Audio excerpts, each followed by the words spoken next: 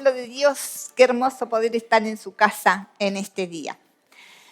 Cuando Spurgeon, el gran predicador, que todavía en el día de hoy, por lo menos a mí, porque lo sigo mucho en sus páginas, encontramos tantos escritos y tantos dichos de él predicó su primer sermón a los 16 años, en una casa de un pequeño pueblo y con gente muy humilde que estaba en ese lugar.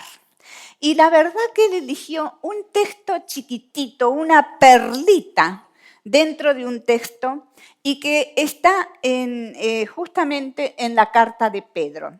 Y Spurgeon, en ese su primer mensaje, él habló del capítulo 2, verso 7, solo esta frase: pero para los que creen, Él es precioso. Para los que creen, Jesús es precioso. Y yo me preguntaba, ¿es Jesús precioso para cada uno de nosotros? ¿Es Jesús realmente precioso? Hay que hacer un mensaje con solo este renglón, ¿verdad? Pero él estaba enamorado de Jesús. Y lo vemos en su vida, porque aún al día de hoy, hombres y mujeres en todo el mundo seguimos leyendo sus escritos o escuchando yo muchas veces sus predicaciones. ¡Qué hombre maravilloso de Dios!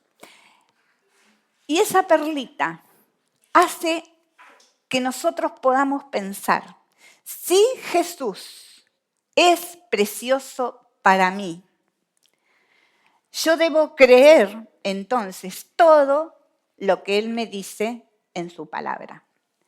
Porque a veces solo creemos lo que la Biblia nos dice en relación a Dios, pero nos cuesta creer lo que la Biblia dice en relación a nosotros. Y en este mismo capítulo y en esta misma carta, Pedro va a desafiar a una iglesia perseguida, a una iglesia que estaba desparramada por todas partes en muchísimas provincias, a los expatriados de la dispersión en el Ponto, Galacia, Capadocia, Asia y Bitinia, va a decir Pedro. A todos ustedes va esta carta.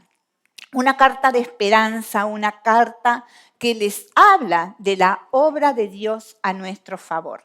Pero en el capítulo 2, en el verso 9, Pedro dice, mas vosotros sois linaje escogido, real sacerdocio, nación santa, pueblo adquirido por Dios, para que anunciéis las virtudes de aquel que los llamó de las tinieblas a su luz admirable. Y esta frases, todas estas promesas, todo esto grandioso que Pedro está diciendo aquí, se lo estaba diciendo a todos esos hermanos sufriendo la persecución, pero también nos los dice a cada uno de nosotros. Y como siempre yo quiero volver a recalcar una y mil veces, la Biblia dice somos, y eso habla de esencia.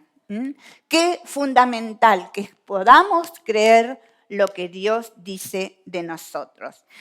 Y Pedro comienza diciendo, más vosotros, en un contraste tremendo en el original, las fuerzas de esas palabras, porque él aquí va a estar contrastando a aquellos que no creyeron, que chocaron con esa piedra angular que es Jesucristo y que vivieron lejos de Dios, ¿no? Entonces, todo el contexto previo a esta promesa para aquellos que sí creemos, tiene que ver con estos hombres y mujeres que chocaron, tropezaron con la piedra angular. La piedra que los edificadores desecharon ha venido a ser la cabeza del ángulo, y piedra de tropiezo, y roca que hace caer. ¿Por qué? Tropiezan en la palabra. Entonces, cuando desechamos a Dios, cuando desechamos su palabra, nos pasa esto. Vivimos a espaldas de Dios. Y Pedro dice, más vosotros.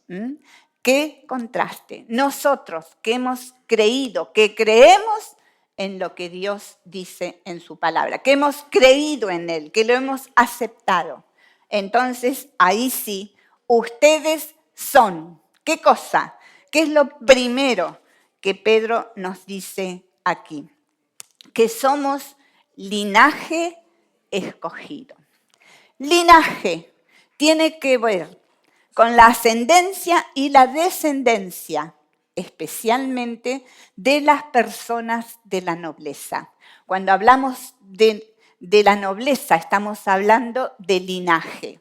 Ahora Dios usa esa palabra para decírtela a vos, a cada uno, a mí, a todos los que creemos. Somos linaje, linaje de Dios. Y a mí me emociona pensar que ese ADN de Dios es el que está en nuestras vidas.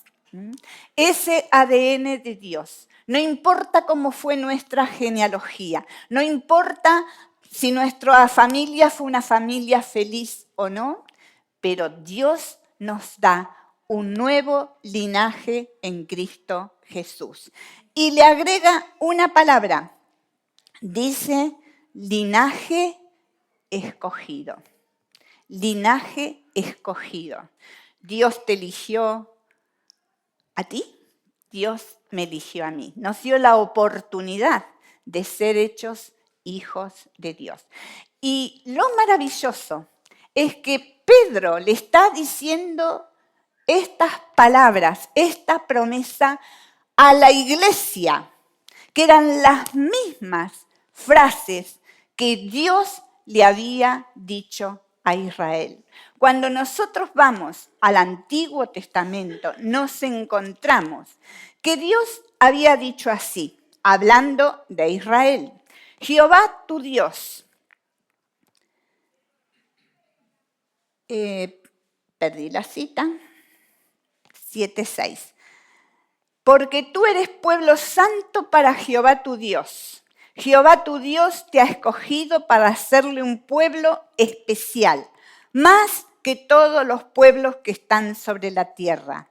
No por ser ustedes más que todos los pueblos, los ha querido Dios y los ha escogido, porque ustedes eran el más insignificante de todos los pueblos. Y lo mismo pasa con la iglesia. No nos ha elegido porque hemos sido mejores personas que otras a nuestro alrededor, sino porque nosotros hemos creído y hemos aceptado a Jesús en nuestro corazón. Así que somos linaje escogido.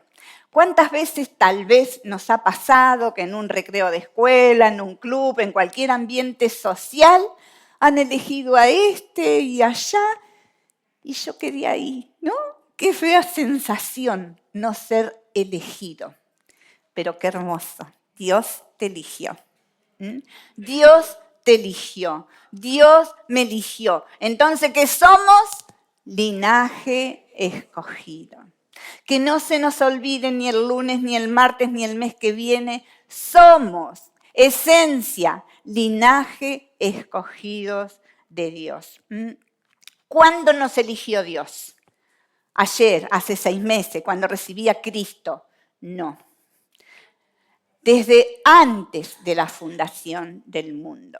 Desde antes, Dios ha pensado en nosotros desde la eternidad. Esto nos tendría que llenar de gozo, nos tendría que hacer vivir como vivía Spurgeon, diciendo: lo más precioso para mí es Cristo, porque eso es lo que Él hace a nuestro favor. Pero no solamente Él dijo que somos linaje escogido, sino que también somos real sacerdocio. En ese linaje escogido Fuimos escogidos para llevar mucho fruto. Fuimos escogidos para revestirnos de la naturaleza de Dios, para vivir como la Biblia nos va marcando que vivamos. De hecho, que continúa Pedro la carta diciéndonos, viviendo con entrañable misericordia, con humildad, con todo eso que sabemos, pero que tenemos que internalizar. También nos eligió para que seamos un pueblo santo, un pueblo santo. Real sacerdocio. Dios le había dicho también al pueblo de Israel, cada una de las promesas que Dios nos hace a nosotros como iglesia son las mismas que le había hecho en la antigüedad al pueblo de Israel. Pero Israel fracasó en el llamado de Dios. Dios le había dicho que fuera un pueblo para él, que se despojara de los ídolos, que dejara las cosas paganas. E Israel vivió en rebeldía y entonces Dios forma al Israel espiritual que es la iglesia. Entonces ahí somos linaje escogido, ahora somos real sacerdocio. Reyes. ¿Cómo te ves con la corona? ¿Sí? Reinas y reyes. Así dice Apocalipsis, que Jesús nos hizo reyes y sacerdotes para Dios su Padre. Ahora, ¿cómo viven los reyes? En muchos países todavía hay reyes al frente de países. Hay monarquías que son absolutas, hay otros países donde tienen monarquías constitucionales. Hay muchos, me sorprendí, pensé que eran menos, pero desde países que ni siquiera sé dónde quedan, como Oman, se me perdió en el mapa. Aquí la especialista en países me dice que sí que sabe, que es de Asia o de África. Asia, muy bien. Arabia Saudita, hasta las más conocidas, como la de Gran Bretaña, como la de Holanda, como la de España. Y tenemos una reina argentina, una reina argentina. Ahora, los reyes no se presentan así nomás delante de su pueblo. Tienen todo un protocolo. Tienen toda una tarea que necesitan realizar. ¿Qué nos está diciendo Dios entonces cuando dice que nosotros somos reyes y reinas de su pueblo? Se espera que en la conducta del rey él administre justicia, que sea un rey justo en las decisiones que va a tomar en relación a su pueblo. Es una persona que tiene que tener sabiduría, inteligencia, saber cómo conducir a su pueblo. Tiene que ser diplomático, saber establecer las relaciones con otras naciones. ¿Y qué de nosotros? Debemos vivir de la misma manera, respetar el protocolo de nuestro reino, que cuando los demás nos vean, realmente vean a nosotros, al Rey de Reyes y al Señor de Señores. Que realmente vean en nuestras vidas al Señor Jesucristo. Esa es la tarea de cada uno de nosotros como reyes de Dios. Pero también habla de sacerdotes. Reyes y sacerdotes. Y el sacerdote tenía una misión muy importante, que es presentar al pueblo delante de Dios.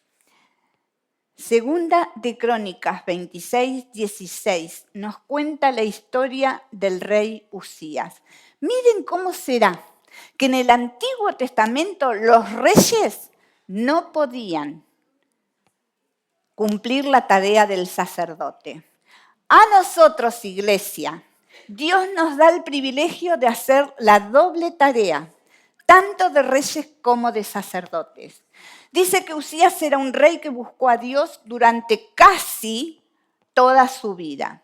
Pero cuando se hizo fuerte, cuando se hizo importante, cuando todo le iba sobre ruedas, entró al santuario y quiso ofrecer incienso, algo que no le estaba permitido.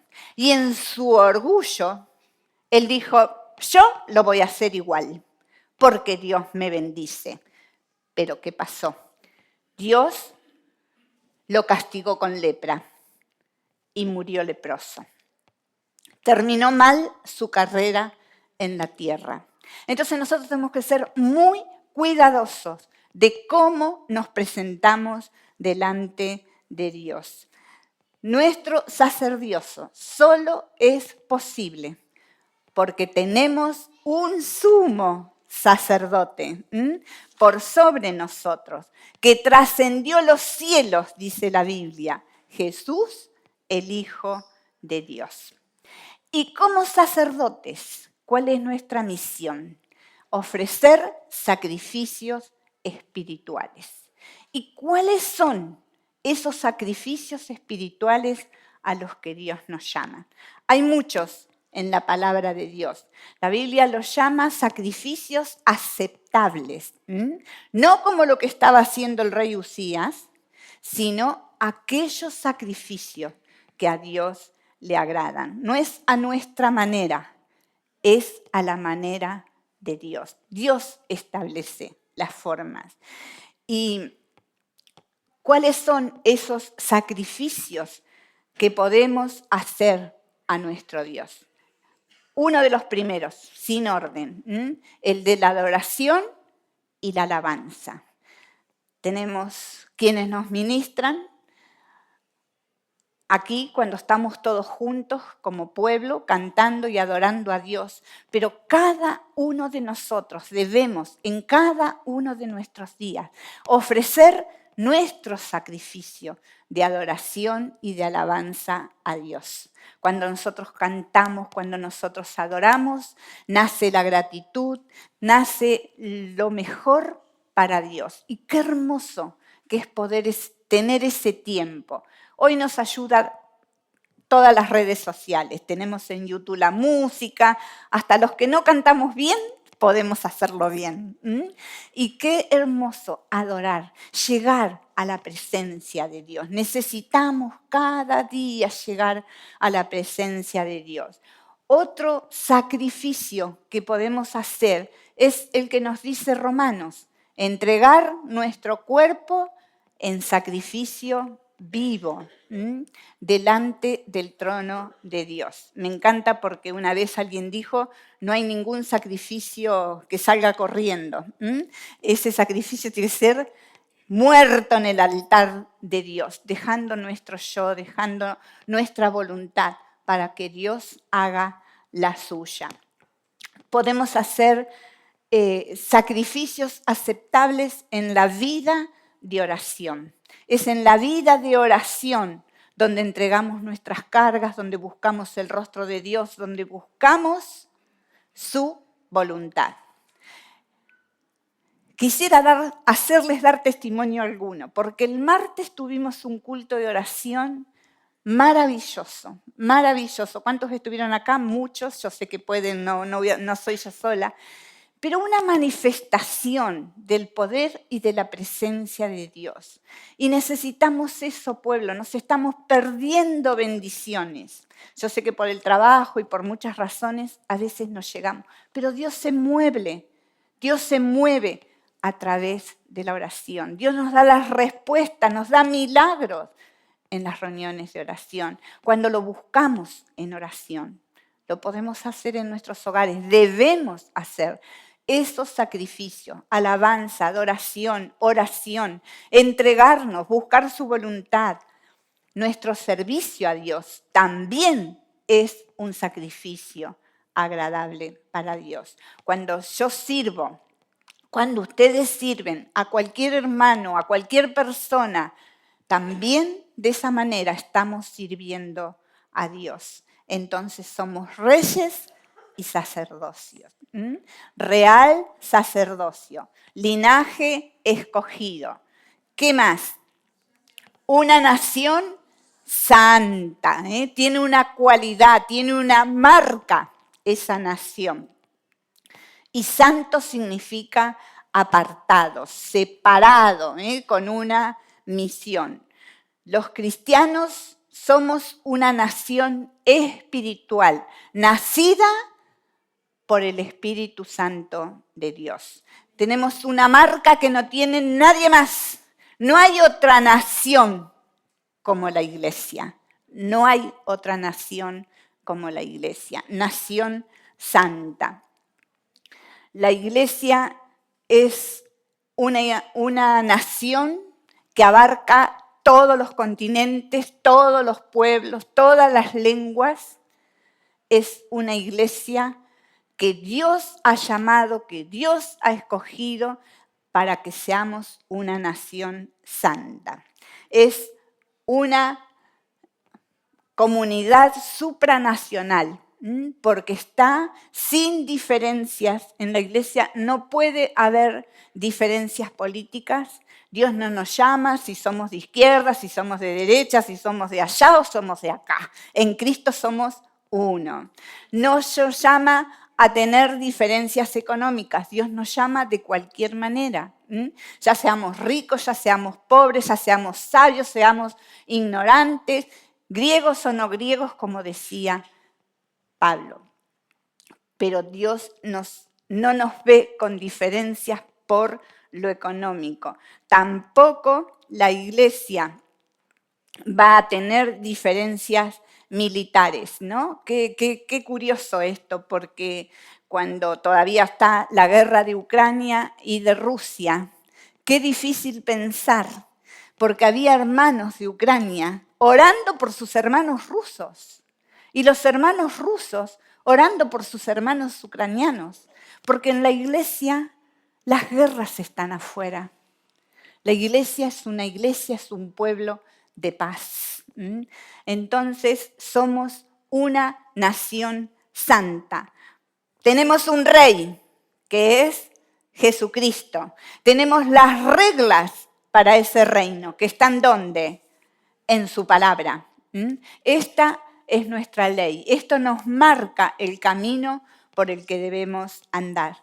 Y tenemos un propósito, todos juntos, como pueblo, como nación, que es glorificar a Dios. Glorificar a Dios. Santo significa separado, apartado.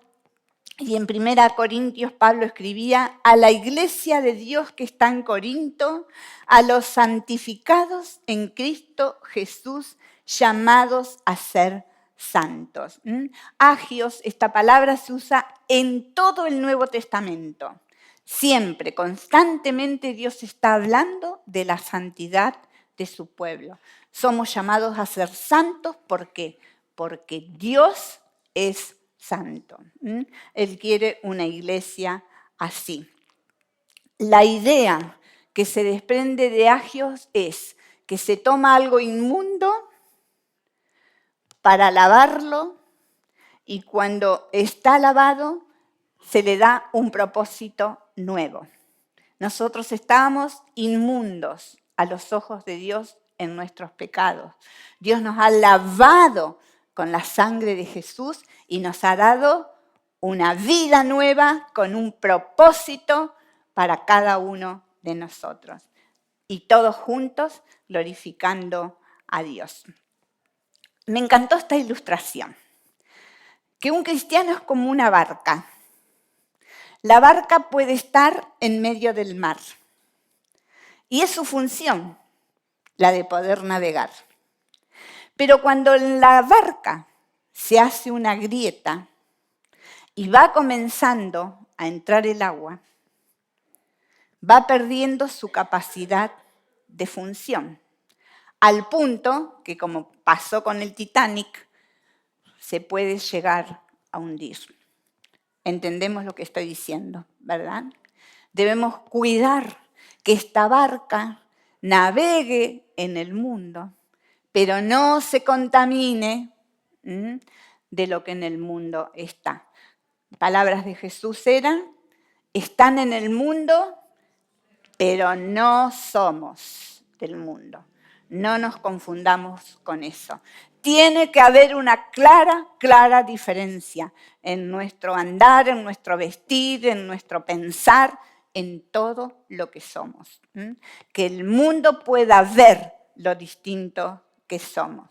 Linaje escogido, real sacerdocio, nación santa, pueblo adquirido por Dios. En otras versiones dice pueblo para posesión de Dios. Qué lindo que Dios nos ha comprado al precio de la sangre de Jesús para ser su especial tesoro, como lo era Israel. Hoy es la iglesia, esa iglesia que está en ese olivo espiritual injertada, haciendo todo lo que el Señor quería, que es que nosotros podamos dar testimonio de su amor y de su poder. Pueblo adquirido por Dios. Pueblo adquirido por Dios. Cuando nosotros miramos en relación a Israel, Dios decía lo siguiente: mi propiedad entre todos los pueblos. No era que Dios despreciaba a los otros pueblos, había elegido uno para llevar su mensaje, cosa que Israel después fracasó. En Deuteronomio Dios decía: el Señor ha declarado hoy que eres su pueblo, su especial tesoro. Y en Isaías: el pueblo que formé para mí. Y Dios forma la iglesia también por eso. El precio más alto ha pagado Dios por la iglesia. ¿Cuál es ese precio? La cruz. La sangre, costó la sangre, la vida, la entrega del Señor Jesucristo. Así que lo que antes pertenecía a Israel, ahora es función de la iglesia, es responsabilidad de la iglesia. Dios nos ha llamado a cosas grandes, pero también eso significa una gran responsabilidad. Posesión. Dios nos tiene para sí. Ha pagado ese precio porque nos quiere para sí. ¿Para qué? Pueblo adquirido de Dios. ¿Para qué? Anunciéis las virtudes de aquel que os llamó de las tinieblas a la luz. Al otro lado, totalmente, 180 grados, como decimos tantas veces. 180 grados. Así debe girar nuestra vida, para que anunciemos. No estamos para estar aquí, aunque tenemos que estar aquí, pero Dios quiere que anunciemos las buenas nuevas de la salvación. Las buenas nuevas de la salvación. En el siglo XX había un empleado municipal que era el farolero en ese pueblito y había vivido toda su juventud de una manera haciendo todo lo peor que uno pueda imaginar, de borrachera en borrachera. Y un día él conoce a Dios, le entrega su vida a Jesucristo. Y este hombre, ahora convertido, se encuentra con un amigo de aquellas noches. Entonces le quiere presentar a Jesucristo. Y este amigo se pone loco cuando se entera. Dice: ¿pero qué te pasó ahora? ¿Cómo que estás en una iglesia? No, no puede ser. Y él le decía: sí, vos sabés que yo ahora soy el farolero en este pueblo. ¿Y sabés qué? Cada vez que miro para atrás y veo todas las luces que ya están apagadas, me digo a mí mismo: Así era mi vida antes, en total oscuridad. Pero cada vez que miro hacia adelante, veo toda la línea de las luces y digo, así es mi vida ahora, porque vivo en la luz. El hombre, el amigo, todavía no demasiado convencido, le dice, sí, cuando llegues a la última luz, ¿qué? Obviamente, clara referencia a su muerte.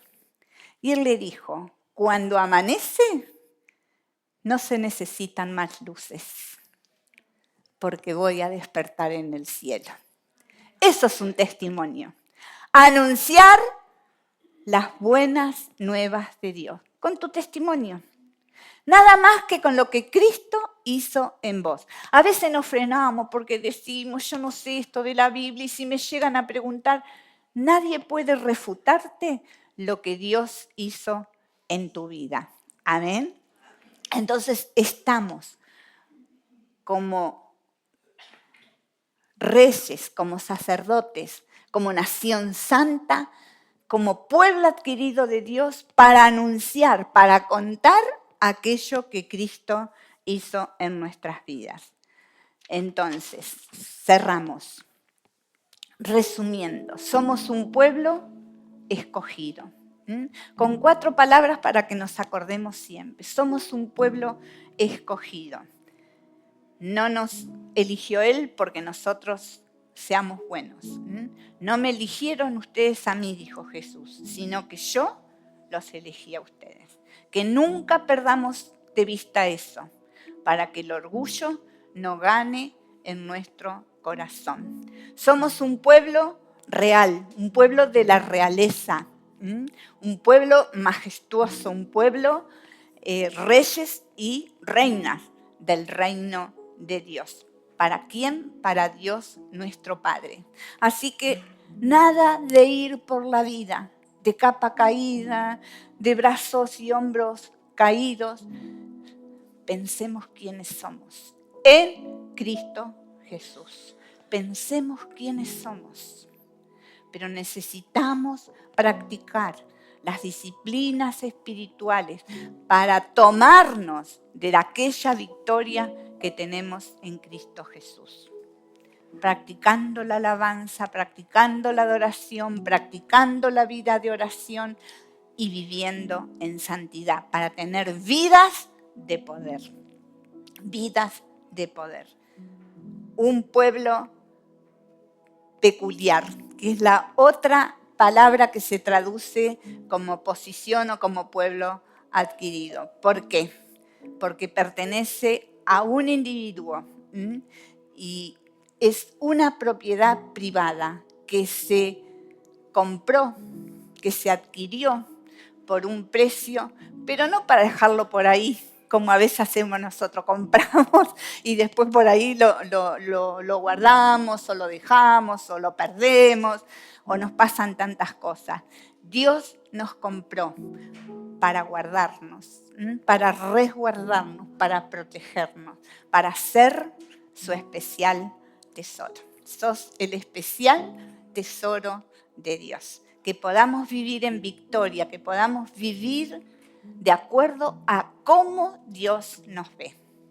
Así como decidimos por Jesucristo, así tenemos que decidir creerle a Dios lo que Él dice de mí. Se tiene que ver en nuestras vidas. A eso no escuché amén, pero eso es lo importante. Se tiene que ver en nuestras vidas. ¿Por qué vivimos tanto como derrotados? Porque no le estamos creyendo a Dios. Esa es la clave. Vivir en victoria, vivir con la convicción de quiénes somos en Dios. Decirle a tu hermano que está al lado alguna de estas frases que el Señor nos dice a nosotros. Sos linaje escogido, sos real sacerdocio, sos nación santa, sos un pueblo adquirido por Dios. Muy bien. Nos vamos con esta seguridad. Amén. de quienes somos en Cristo Jesús. El Señor les bendiga y les dé una semana más que bendecida.